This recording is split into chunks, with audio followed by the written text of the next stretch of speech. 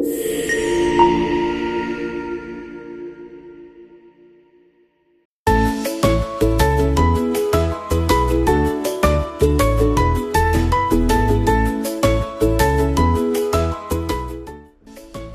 मुलांनो, आजचा पहिला विषय जो आपला आहे तो आहे अपयश ही यशाची पहिली पायरी. काय? पहिली पायरी. हे बघा, तुम्हाला एखाद्या परीक्षेमध्ये अपयश आलं किंवा आयुष्यामध्ये कुठलंही एक अपयश आलं तर त्याच्याने तुम्ही खचून जाता कामा नये. तुम्ही जर जगातल्या सर्वात यशस्वी माणसांकडे पाहिलं तर सर्व यशस्वी माणसांना कधी ना कधी त्यांच्या आयुष्यामध्ये अपयश आलेलं असतं. परंतु ते अपयश आलं म्हणून ते थांबले का? नाही.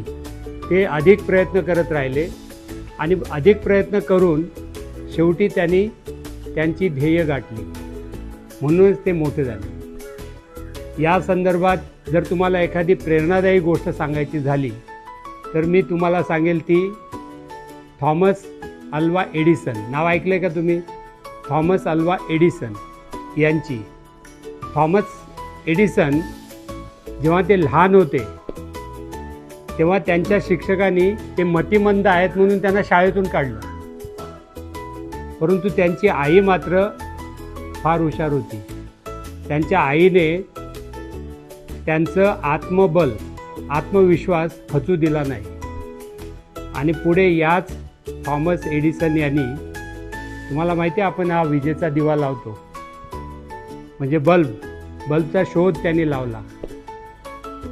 तो बल्बचा शोध लावताना तुम्हाला माहीत आहे का त्यांना काय काय अडचणी आल्या? बल्बचा शोध लावताना त्यांना 9,999 वेळा अपयश आलं. किती वेळा?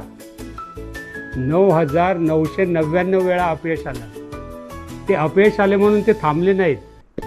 त्यांनी आपले संशोधन चालू ठेवलं आणि ते असं म्हणतात की मी अपयशी ठरलो नाही तर 10,000 वेळा मला 10,000 वेळ शोध लागले की हा मार्ग तो नाही जो विजेचा दिवा बनू शकत नाही. म्हणजेच काय की त्यांनी ते प्रयत्न चालू ठेवले, त्यांनी ते कष्ट केले म्हणून आज सगळं जग सगळ्या दिव्यांच्या प्रकाशाने उजाळून निघालेलं आहे. त्यांनी जर अपयश आलं म्हणून जर दिव्याचा शोध लावला नसता, बल्ब लावला नसता, शोध लावला नसता तर आपल्याकडे आज एवढा उजेड असता का? म्हणजेच काय, याच्यातून प्रेरणा हीच आहे की अपयश आलं म्हणून थांबायचं नाही. याच्या पुढे अजून एक गोष्ट तुम्हाला सांगायची. समजा तुमच्या परीक्षेमध्ये तुम्हाला एखाद्या विषयामध्ये कमी मार्क मिळाले किंवा आयुष्यामध्ये तुमचं एखादं अपयश आलं, म्हणजे तुमचं त्याच्यावर भविष्य ठरतं का? त्याच्यावर भविष्य ठरत नाही. त्या अभ्यासामध्ये किंवा त्या परीक्षेमध्ये तुम्ही कुठेतरी सराव करायला कमी पडलात. तुम्ही हुशार नाही असं बिलकुल त्याचा अर्थ होत नाही.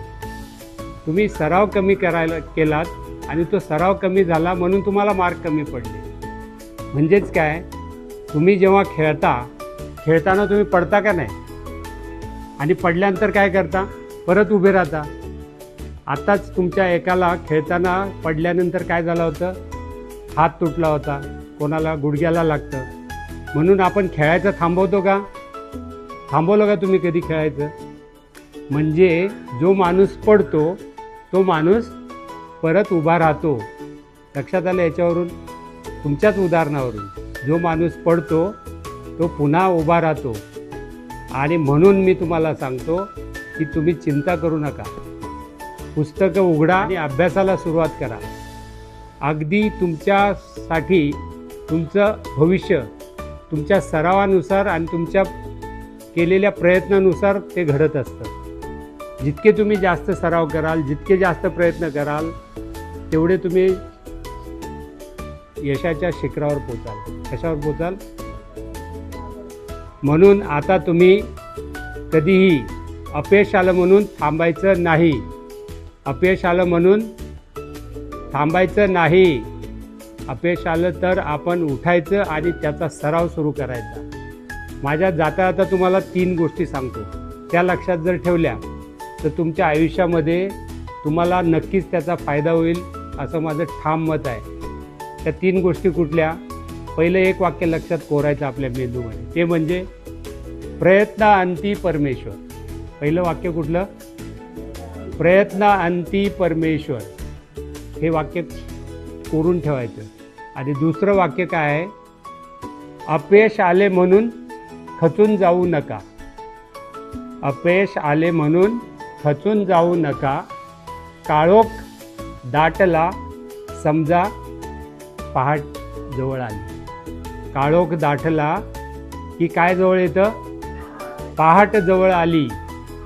आणि तिसरं वाक्य आहे चिकाटी आणि प्रयत्न आणि जिद्द याच्या पुढे आकाशही ठेंगणं असतं. चिकाटी, प्रयत्न आणि जिद्द याच्या पुढे आकाशही ठेंगणं असतं. म्हणून अपयश आलं तर कुठेही घाबरून न जाता, खचून न जाता, पुन्हा एकदा उभारीने सराव करून त्याच्या पुढे जायचा प्रयत्न केला पाहिजे. त्यालाच म्हणतात यशाची अपयश ही यशाची पहिली पायरी आहे. अपयश ही यशाची. तर तुम्हाला या 3 गोष्टी मी सांगितलेल्या लक्षात ठेवायच्या आहेत आणि त्याचा आयुष्यभर उपयोग करायचा आहे. तर मी तुम्हाला सांगितलेल्या गोष्टी तुम्ही लक्षात ठेवाल असे समजून मी तुम्हाला या अभ्यासाच्या आणि प्रयत्नाच्या अनेक शुभेच्छा आणि खूप खूप आशीर्वाद देतो. समजलं? धन्यवाद.